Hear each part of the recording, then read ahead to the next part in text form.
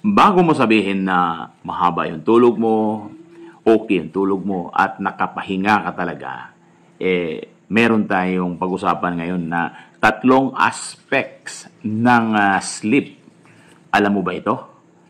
May problema ka ba sa pagtulog? Gusto mo ba na makatulog ng mahimbing? Gusto mo ba na hindi lang sa pagtulog, no? Kundi kailangan sa pagising maganda yung pakiramdam. Meaning, sleep is wasted if hindi maganda yung quality, yung adequate sleep or restful sleep. O kung ready ka malaman ito, okay, let me know in the comment section at sabihin mo sa akin kung may problema ka sa pagtulog.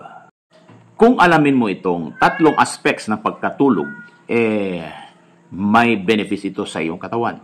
Dahil hindi lang ito basihan ang pagtulog, kundi number one, dapat adequate.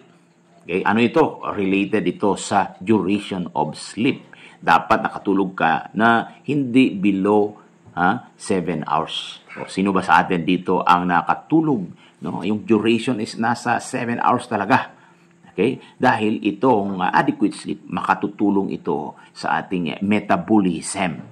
Diba? Gusto mo na ma-manage yung weight mo. Dapat pagising mo is na-manage, na-control. Pagising mo, may good news na yung weight mo ay na-regulate or bumaba ng mga 1 kilo or 2 kilo. Ito po ang benefits pag meron kang adequate sleep.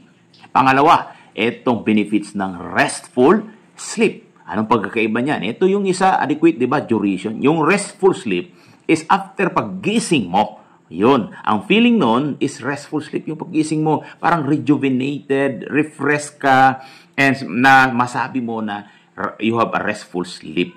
Yun. Ang benefits naman yun.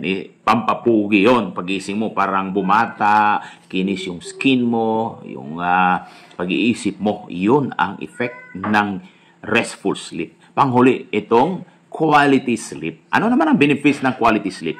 Okay, sabihin nyo sa akin kung sino na ang naka-achieve sa adequate sleep and merong restful sleep. Kasi, bago natin sabihin yan, inom muna tayo ng coffee. Kasi ako, uminom talaga ako ng coffee, ng Ilina de Corazon de Inner Coffee, para merong restful sleep. And sometimes, ito, pangatlo, yung quality sleep. Importante kasi yung quality sleep. Kasi related ito sa mental and physical health natin. Diba, pagising mo, no, kung hindi quality yung sleep mo, okay, this is a combination of duration and restful sleep. Pag quality kasi yung sleep, natural yung focus, yung clarity, yung energy natin, nandyan. Diba? So, tatlo po yan.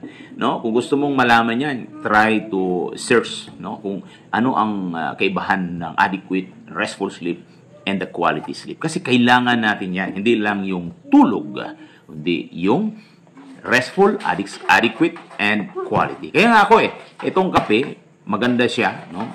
And then also, umiinom talaga ako nito, yung The Inner Vita Capsule. Kasi may restful sleep na effect siya and adequate and then quality. Ang ganda talaga ng epekto sa akin. Kaya uminom ako niyan. So kung may katanungan kayo about these 3 aspects, then let me know in the comment section. Kasi pag-usapan natin yan. Kasi may mga study, mga sleep scientists. Okay? So just let me know. Follow, subscribe, and share sa mga natin sa ating mga kaibigan.